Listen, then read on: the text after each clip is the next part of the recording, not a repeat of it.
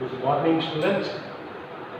હવે જો કે આપણે તમે 10મા ધોરણમાં તો પાસ આઉટ થઈને બહાર આવી ગયા, કેવી રીતે એ વાત અલગ છે, કારણ કે પરિસ્થિતિ એ પ્રકારની હતી એટલે એની ચર્ચામાં આપણે નહીં પડીએ. હવે જ્યારે તમે 11મા ધોરણમાં સાયન્સ પસંદ કરેલું છે તો સાયન્સમાં તમારે હવે જે કંઈ ભણવાનું આવશે, અભ્યાસ કરવાનો આવશે, એ કંઈક આ પ્રકારે હશે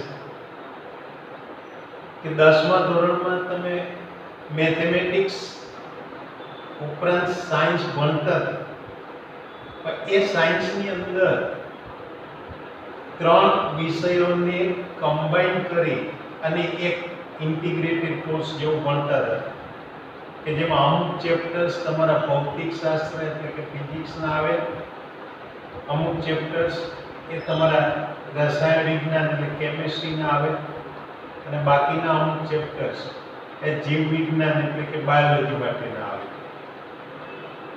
હવે ત્રણેય વિષય તમારે અલગ વિષય તરીકે ભણવાના આવશે આગળના અભ્યાસમાં. એટલું જ નહીં, 10મા ધોરણ સુધી લેબોરેટરીમાં પ્રયોગો તમારે માત્ર નિર્દેશન હતું, એટલે કે તમને ટીચર ત્યાં માત્ર પ્રયોગ કરીને બતાવતા હતા, તમારે જાતે પ્રયોગો કોઈ કરવાના નહોતા. હવે 11મા ધોરણથી દરેક વિષયના જે તે પ્રયોગો આવશે એ તમારે જાતે પરફોર્મ કરવાના આવશે, અને એના પણ માર્ક્સ તમારે ત્યાં માર્કશીટની અંદર ગણાશે. તો અહીંયા જો આપણે દરેક સબ્જેક્ટની વાત કરીએ, પછી સાયન્સના 3 સબ્જેક્ટ ફિઝિક્સ, કેમિસ્ટ્રી અને બાયોલોજી, તો દરેકમાં 100 માર્ક્સ તમારા થિયરીને લગતા અને 50 માર્ક પ્રેક્ટિકલ કાર્યના આવશે. એટલે હવે એક સબ્જેક્ટના તમારે 150 માર્ક ટોટલ થાય. આપણે અહીં આગળ ફિઝિક્સ માટે વાત કરીએ તો આપણે 11મા ધોરણમાં ફિઝિક્સ સબ્જેક્ટની અંદર જે કે આપણે અભ્યાસ કરવાનો છે એમાં આપણી પાસે અત્યારે 15 ચેપ્ટર્સ છે, અને 15 ચેપ્ટર્સમાં આપણે 100 માર્ક્સનું જે કે ડિવાઈડ એના માર્ક્સનું ડિસ્ટ્રીબ્યુશન આપણે આપવામાં આવશે. હજુ અત્યારે આપણી પરિસ્થિતિ નોર્મલ થયેલ નથી, એટલે ગયા વર્ષે તો સરકારશ્રીએ જે કે અભ્યાસક્રમ હતો એની અંદર 30% રિડક્શન કરી આપેલું હતું. હવે આપણા માટેની પરિસ્થિતિ શું નિર્માણ થાય છે હજુ આપણે કહી શકતા નથી, એટલે આપણે 30% રિડક્શન આવશે કે નહીં આવે એ અત્યારે આપણી માટે કંઈ નક્કી નથી. એટલે આપણે જે કંઈ વાત કરીશું અત્યારે 100% કોર્સ પૂછાવાનો છે એ ગણતરીથી અત્યારે અભ્યાસક્રમ ચલાવીશું. પહેલા અભ્યાસક્રમની અંદર આપણે વાત કરીએ તો આપણે પહેલું જે પ્રકરણ છે એ માત્ર વિષયનો ઇન્ટ્રોડક્શન છે, કે જ્યાં તમે બાકીના 14 ચેપ્ટર ભણો એ દરમિયાન તમે બધી મેટર, પહેલા પ્રકરણની મેટર ત્યાં ભણી જશો. એટલે એ પ્રકરણ આપણે સૌથી છેલ્લે લઈશું.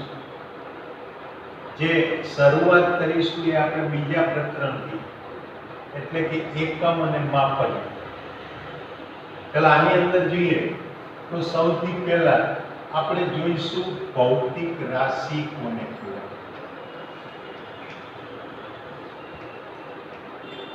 ભૌતિક શાસ્ત્રની વાત કરીશું એટલે સૌથી પહેલી આપણે જે કંઈ જાણવાની જરૂર પડશે એ ભૌતિક રાશિ વિશેની. જોઈએ કે ભૌતિક રાશિ કોને કહેવાય. તો અહીંયા આપણને એવું કહેવામાં આવે કે કોઈ પણ ઘટનાનો વૈજ્ઞાનિક દ્રષ્ટિએ મારે અભ્યાસ કરવો હોય તે અભ્યાસ કરવા માટે કંઈક મૂળભૂત ખ્યાલો અથવા મૂળભૂત કન્સેપ્ટ આપણે જાણતા હોવા જોઈએ.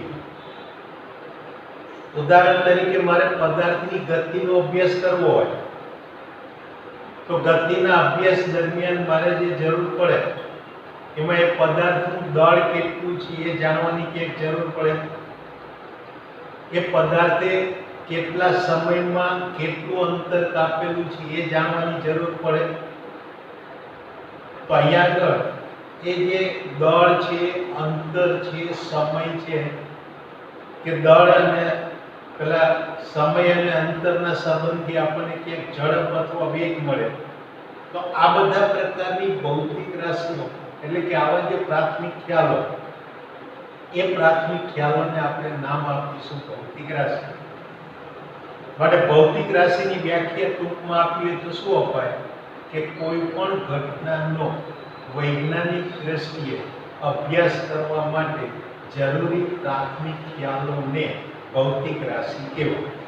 એટલે આ સૌ પહેલા આપણે ભૌતિક રાશિની વાત કરીએ કે કોઈ પણ ઘટના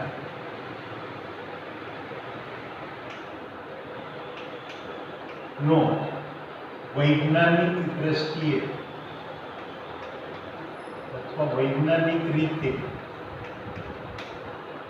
અભ્યાસ કરવા માટે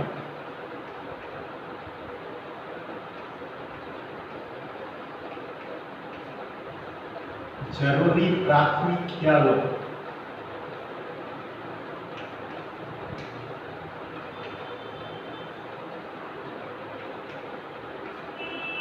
એને ભૌતિક રાશિ કહેવાય. એટલે આ આપણી ભૌતિક રાશિની એક સામાન્ય વ્યાખ્યા થઈ. આના ઉદાહરણ જોઈએ તો દળ, અંતર, સમય, ઝડપ,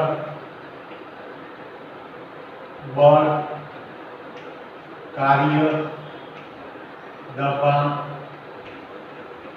ઘનતા વગેરે. આવી તો ઘણી બધી આપણે રાશિઓનો વાત કરી શકીએ.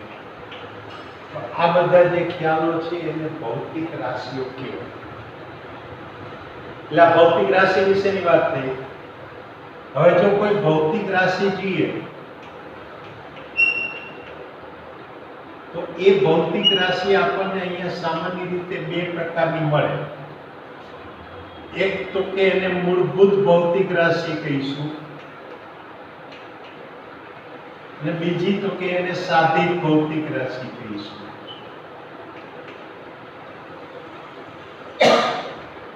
દાખલા તરીકે તમે દળ, અંતર કે સમય જેવી રાશિઓ લો તો એ રાશિ માટે બીજી કોઈ રાશિઓ વચ્ચેના ચોક્કસ સંબંધથી દર્શાવવાની જરૂર પડતી નથી. એનો અર્થ એ કે આમાં આપણી ભૌતિક રાશિઓમાં અમુક ભૌતિક રાશિઓ એવા પ્રકારની છે કે જેને બીજી કોઈ ભૌતિક રાશિઓ નહીં સંબંધો વડે દર્શાવી શકાતી નથી કે એને દર્શાવવાની જરૂર પડતી નથી. જ્યારે બાકીની બીજી ભૌતિક રાશિઓ એવી છે કે એને આ દળ, અંતર કે સમય જેવી એ ભૌતિક રાશિઓની વચ્ચેના ચોક્કસ સંબંધ વડે દર્શાવવી પડે છે. તો જે ભૌતિક રાશિને બીજી કોઈ ભૌતિક રાશિ વચ્ચેના સંબંધ વડે દર્શાવવામાં આવતી નથી અથવા તો જરૂર પડતી નથી એને મૂળભૂત ભૌતિક રાશિ કહેવાય. એટલે કે જે ભૌતિક રાશિને દર્શાવવા માટે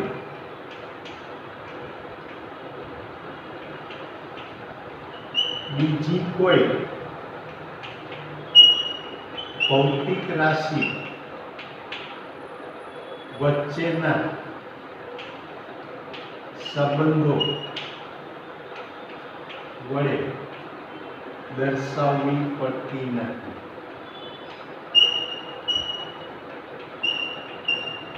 એવી ભૌતિક રાશિને આપણે કહીશું મૂળભૂત ભૌતિક રાશિ. ઉદાહરણ તરીકે અહીંયા આપણે લઈ શકીએ દળ, લંબાઈ કે સમય. આ આપણી મૂળભૂત ભૌતિક રાશિ.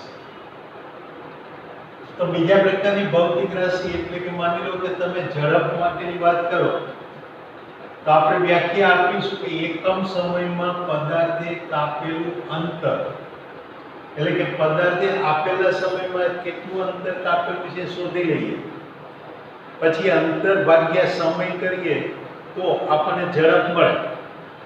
એનો અર્થ એ કે ઝડપને દર્શાવવા માટે મારે અંતર અને સમય વચ્ચેના ચોક્કસ સંબંધની જરૂર પડે.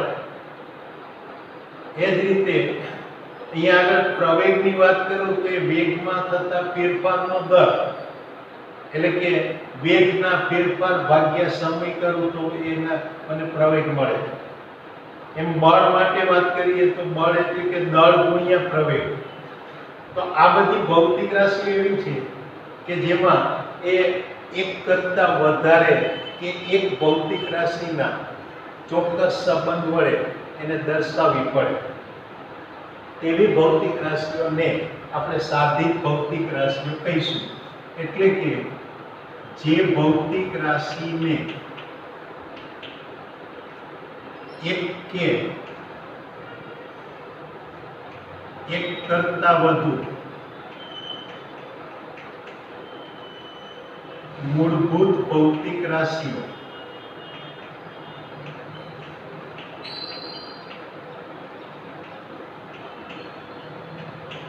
વચ્ચેના ચોક્કસ સંબંધ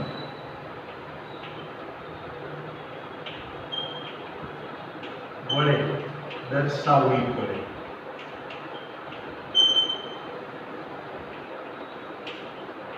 તેને સાધિત ભૌતિક રાશિ કહેવાય.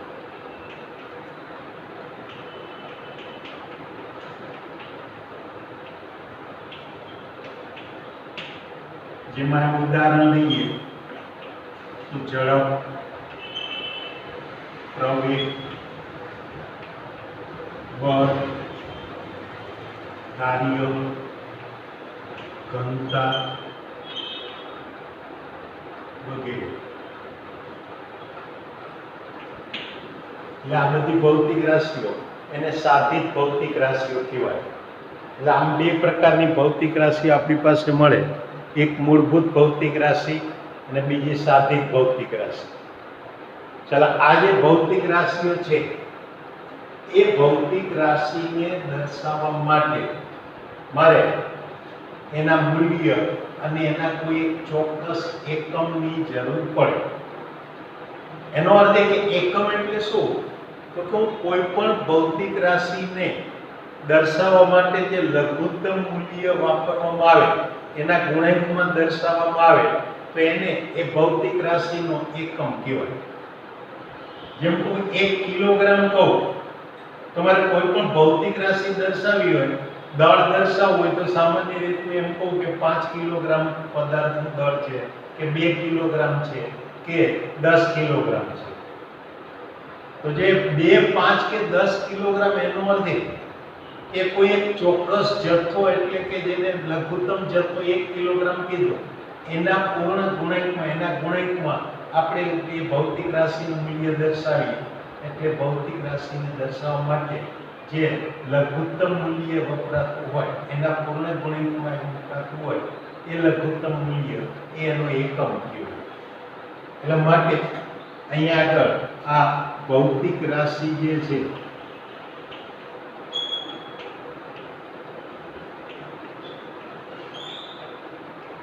એનો એકમ એટલે કે ભૌતિક રાશિને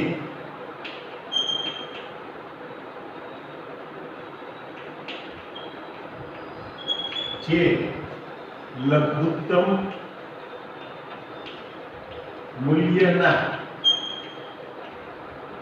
ગુણાંકમાં દર્શાવવામાં આવે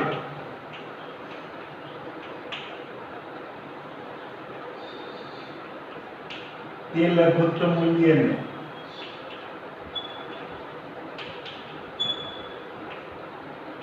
તે રાશિનું એકમ કહેવાય.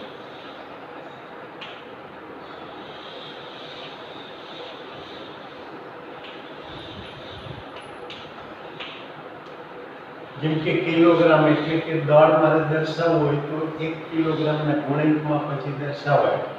તો અહીંયા આ જે એકમ છે એ એકમ પાછા આપણી પાસે બે પ્રકારના મળે.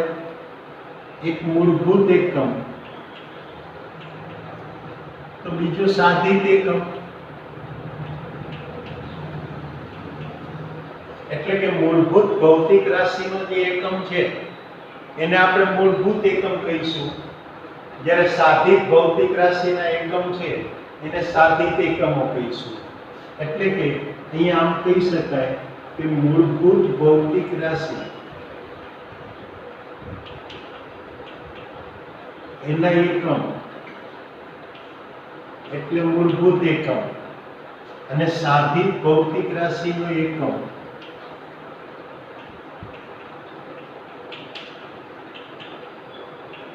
એટલે એને સાધિત એકમ કહેવાય. એટલે આ રીતે ભૌતિક રાશિના એકમો પણ આવા બે પ્રકારના મળે, મૂળભૂત અને સાધિત. હવે જો કે અહીંયા સુધીની તો વાત આપણે સમજી ગયા કે ચલો એ પ્રાથમિક માહિતી છે. હવે ક્યારેક આપણને એવો પણ પ્રશ્ન થાય કે આ એકમો આપણે કેવી રીતે નક્કી કરવા? કારણ કે એકમોની વાત કરીએ તો ભૂતકાળમાં આપણે ત્યાં દળ માટે જુઓ તો બે પ્રકારના એકમો વપરાતા. એક એકમને આપણે કિલોગ્રામને ગુજરાતી કિલોગ્રામ કહેતા, તો બીજો બંગાળી કિલોગ્રામ હતો. ગુજરાતી અને બંગાળી કિલોગ્રામ બંનેમાં ફેર શું? તો કે પદાર્થનો જે જથ્થો એક બંગાળી કિલોગ્રામમાં આવે એના કરતા અડધો જથ્થો એક ગુજરાતી કિલોગ્રામમાં આવે. આનો અર્થ એ કે ગુજરાતી કિલોગ્રામમાં પદાર્થનો જથ્થો પ્રમાણમાં ઓછો આવે, બંગાળી કિલોગ્રામમાં વધારે આવે.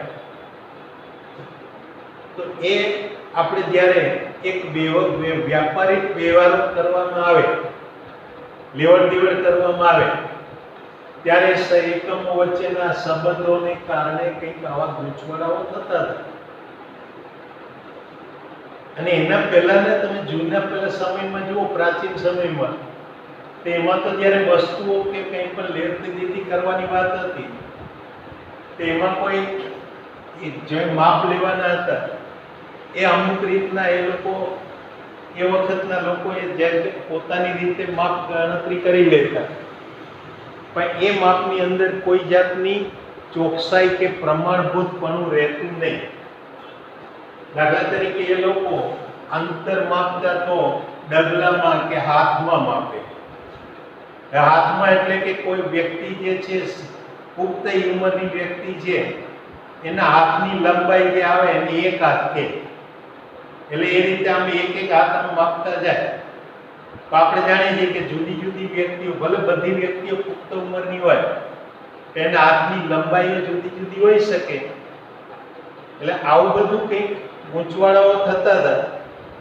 એને કારણે અમુક ચોક્કસ નિયમો પર આધારિત એવા એકમો નક્કી કરવા માટે આપણે ત્યાં વિશ્વમાં એક આંતરરાષ્ટ્રીય એકમ પદ્ધતિ નક્કી કરવા માટે એક આંતરરાષ્ટ્રીય સંસ્થાઓની એક સંસ્થાની નિમણૂક થઈ.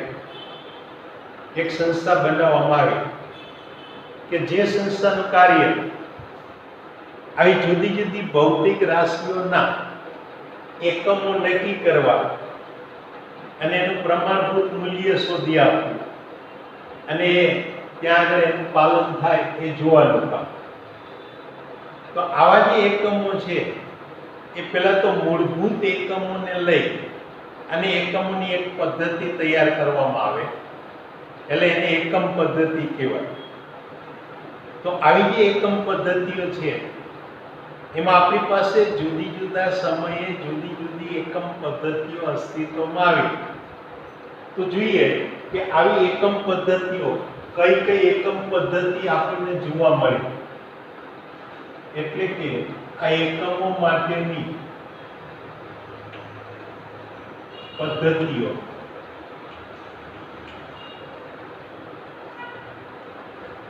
તો આવી જુદી જુદી પદ્ધતિઓ આપણને જોવા મળે.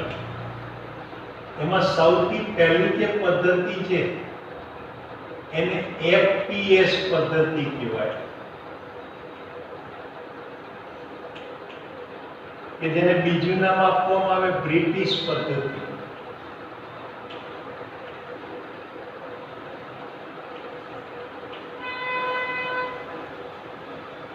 તો આ પદ્ધતિમાં એફ એટલે કે ફૂટ,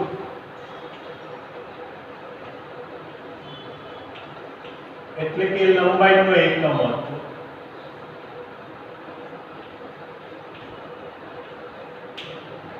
એ જ રીતે પી એટલે પાઉન્ડ, કે જે દળનો એકમ હતો.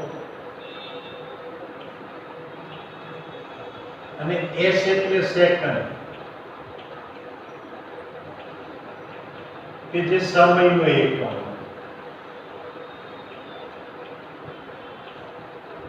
એટલે શરૂઆતમાં આપણે મૂળભૂત રાશિ તરીકે 3 મૂળભૂત રાશિઓ લીધી: લંબાઈ, દળ અને સમય. લંબાઈના એકમને અહીંયા આગળ એફપીએસ પદ્ધતિમાં ફૂટ વડે દર્શાવવામાં આવે, દળનો એકમ પાઉન્ડ વડે દર્શાવવામાં આવે, સમયનો એકમ સેકન્ડ વડે દર્શાવવામાં આવે. તો આ એકમ પદ્ધતિમાં જ્યારે એના કંઈક ગુણાકારો, ભાગાકારો કેવી ગાણિતિક પ્રક્રિયાઓ કરવાની આવે, દાખલા તરીકે મારે સમતલનું ક્ષેત્રફળ શોધવું હોય તો મારે એની લંબાઈ અને પહોળાઈનો ગુણાકાર લેવો પડે. એમ ઘનફળ શોધવું હોય તો લંબાઈ, પહોળાઈ અને જાડાઈનો ગુણાકાર લેવો પડે. તો આવા જ્યારે ગાણિતિક પ્રક્રિયાઓ કરવાની આવતી, અને એમાં પણ પહેલા જ્યારે નાના અને મોટા માપ લેવાના આવે ત્યારે ગણતરીઓ અટપટી હતી. હું ઉદાહરણ તરીકે ફૂટની વાત કરું તો ફૂટ માટે પ્રમાણભૂત એકમ તરીકે ફૂટ લીધો, એનાથી મોટા એકમ લેવા જાવ તો એ વાર કહેતા, કે જ્યાં 3 ફૂટ બરાબર 1 વાર થાય. તો વાર પછી માઇલ લેવા જાય તો એમાં પાછું 3 ના ગુણિતમાં ના આવતું, એ 3 કરતા વધારે પહેલા વાર ભેગા કરી ત્યારે આપણને 1 માઇલ મળે. એમ ફૂટનો નાનો એકમ એટલે ઇંચ, અને 1 ફૂટનું ઇંચમાં ફેરવીએ તો 1 ફૂટ બરાબર 12 ઇંચ મળે. પરિણામે જ્યારે ક્ષેત્રફળની ગણતરી કરવી હોય તો એમાં સમતલની લંબાઈ, પહોળાઈ એ ફૂટમાં પૂર્ણાંક સંખ્યામાં ના હોય તો એ વખતે એની ગણતરીઓ અટપટી થતી હતી.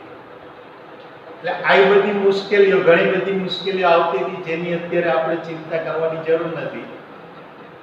પણ એ બધી મુશ્કેલીઓને દૂર કરી અને આપણે એક નવી પદ્ધતિ વિકસાવી કે જે દશાંશ પદ્ધતિ પર આધારિત હોય. એટલે કે એમાં એકમના નાના અને મોટા માપ વચ્ચે સંબંધ એ 10 ના ગુણાંકમાં હોય. એ 10 ગણું, 100 ગણું, 1000 ગણું, કે 10માં ભાગનું, 100માં ભાગનું, કે 1000માં ભાગનું. એટલે એને મેટ્રિક પદ્ધતિ કહી, કે જે ગણિતની દશાંશ પદ્ધતિ પર આધારિત હતી. અને એવી જે પદ્ધતિ આવે એમાં આપણી પાસે આ બીજી એકમ પદ્ધતિ આવી, એટલે કે એફપીએસ પછી જે પદ્ધતિ આવી એને એમકેએસ પદ્ધતિ કહીશું. એટલે એમકેએસ પદ્ધતિ કે જે દશાંશ પદ્ધતિ પર આધારિત છે. આમાં એમ એટલે મીટર,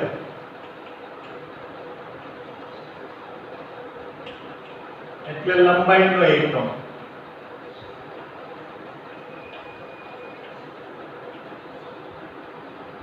તો કે એટલે કિલોગ્રામ,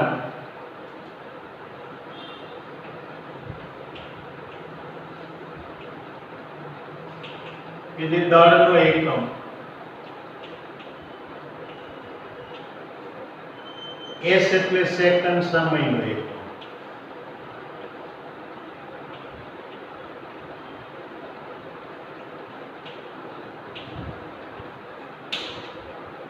એટલે આ મેટ્રિક પદ્ધતિ અથવા દશાંશ પદ્ધતિ પર આધારિત એવી આ એમકેએસ પદ્ધતિ કે જેમાં અંતર અથવા લંબાઈ મીટરમાં માપીએ, દળ જે છે કિલોગ્રામમાં માપીએ અને સમય સેકન્ડમાં માપીએ.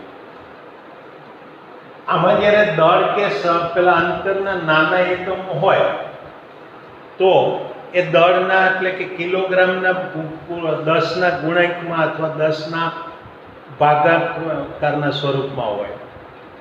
એમ અંતર માટે મીટરના 10ના ગુણાંકમાં કે એની 10ના ભાગાકારના સ્વરૂપમાં હોય. એટલે આ પદ્ધતિમાં ગણતરીઓ કરવી, ગાણિતિક પ્રક્રિયાઓ સહેલી થઈ ગઈ. એટલે આ પદ્ધતિનો ઉપયોગ થયો.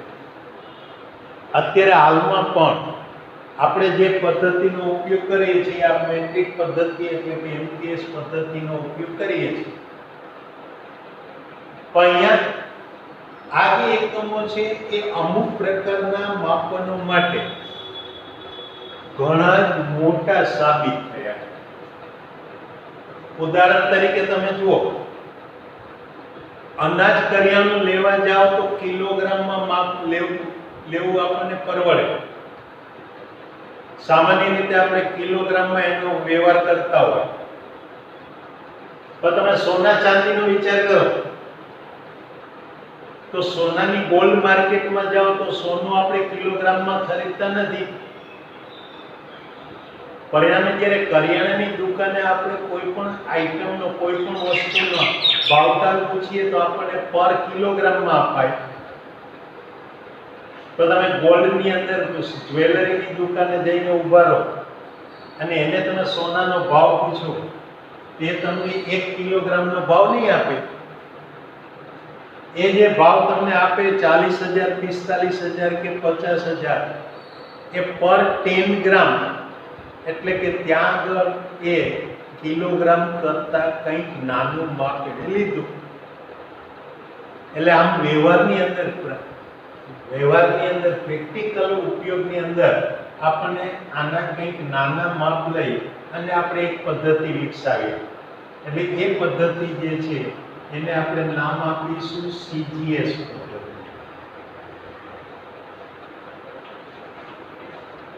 યાદ રાખજો, સીજીએસ પદ્ધતિ એટલે એમકેએસ પદ્ધતિનું જ એક નાનું સ્વરૂપ છે, જેમાં C four centimetre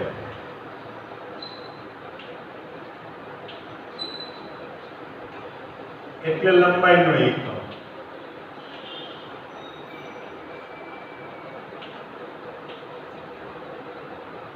G four ગ્રામ એ દળનો એકમ અને એસ ફોર સેકન્ડ કે જે સમયનો એકમ.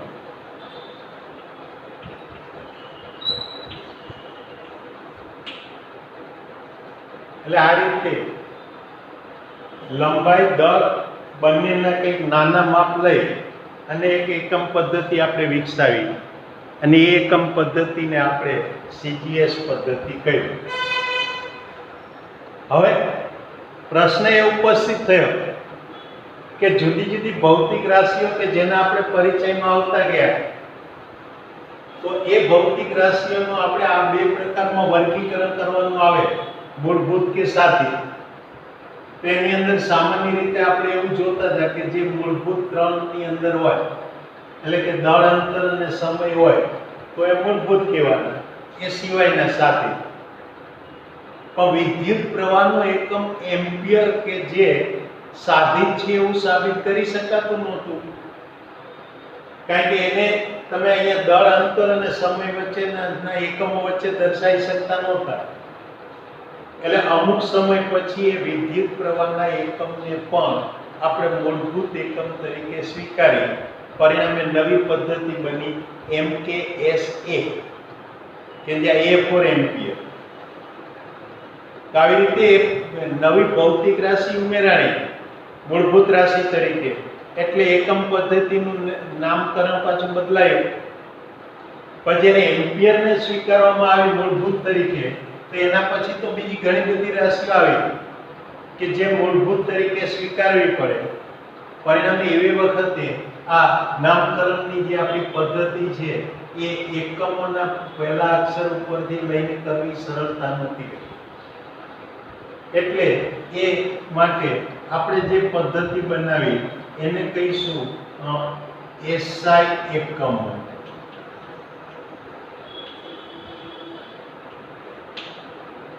એસ ફોર સિસ્ટમ,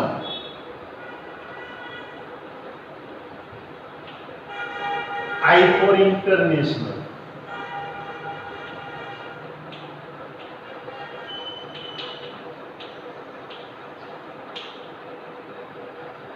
એટલે સિસ્ટમ ઇન્ટરનેશનલ ઓફ યુનિટ્સ, એટલે આને એસઆઈ એકમો કહેવાય. કે જેમાં મૂળભૂત એકમ તરીકે હવે 3 ના બદલે 3 કરતાં વધારે જુદા જુદા 7 એકમો લેવામાં આવે અને 7 એકમોને લઈ મૂળભૂત એકમ તરીકે લઈ આપણે જે પદ્ધતિ અમલમાં મૂકી એ એસઆઈ એકમો કયા. યાદ રાખજો, એને એસઆઈ પદ્ધતિ કહેવાય નહીં. છતાં પણ આપણે ઘણીવાર કહેતા હોઈએ છીએ એસઆઈ પદ્ધતિ. એટલે આ એકમોની જુદી જુદી પદ્ધતિઓની વાત થઈ. હવે એસઆઈ પદ્ધતિ લઈએ તો એમાં મૂળભૂત એકમ તરીકે, ચાલો આના મૂળભૂત એકમો લઉં. એ મૂળભૂત એકમો એસઆઈ પદ્ધતિમાં જે મને મળે એમાં એક તો મીટર કે જે એમ વડે દર્શાવાય, બીજો કિલોગ્રામ કે જેને કેજી વડે દર્શાવાય, ત્રીજું સેકન્ડ કે જેને એસ વડે દર્શાવીશું, ચોથો એમ્પિયર કે જેને કેપિટલ એ વડે દર્શાવીશું. ત્યાર પછી આપણી પાસે એકમો જે બીજા આવે એમાં પદાર્થનો જથ્થો અથવા દ્રવ્યનો જથ્થો કે જે મોલમાં આવે એટલે મોલ વડે દર્શાવીશું. ત્યાર પછી દીપ્તિ તીવ્રતા અથવા જ્યોતિ તીવ્રતા,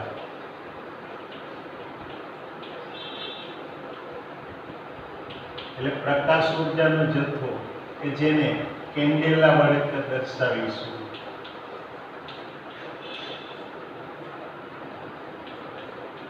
ઉપરાંત આપણું થર્મોડાયનેમિક તાપમાન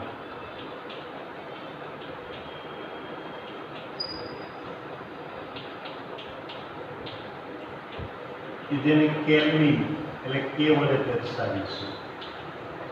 તો આવા 7 એકમો એ મૂળભૂત એકમ તરીકે સ્વીકારવામાં આવે. એટલે આ એસઆઈ એકમો છે. તો આ આપણે જુદી જુદી એકમોની આજે પદ્ધતિની વાત કરી. તો આજના આપણા લેક્ચરમાં જો આપણે આ જુદી જુદી એકમ પદ્ધતિ અને એકમો વિશે કે મૂળ ભૌતિક રાશિઓ વિશેની વાત કરી. હવે આવતી વખતના આપણા લેક્ચરમાં આપણે જોઈશું કે આ એસઆઈ એકમો ઉપરાંત બીજા કયા એકમો છે અને એમની માપન કરવું હોય ભૌતિક રાશિઓનું તો કેવી રીતે કરી શકાય એ આપણે આવતી વખતના લેક્ચરમાં જોઈશું. ત્યાં સુધી આપણે રજા લઈએ. આવજો. Good bye.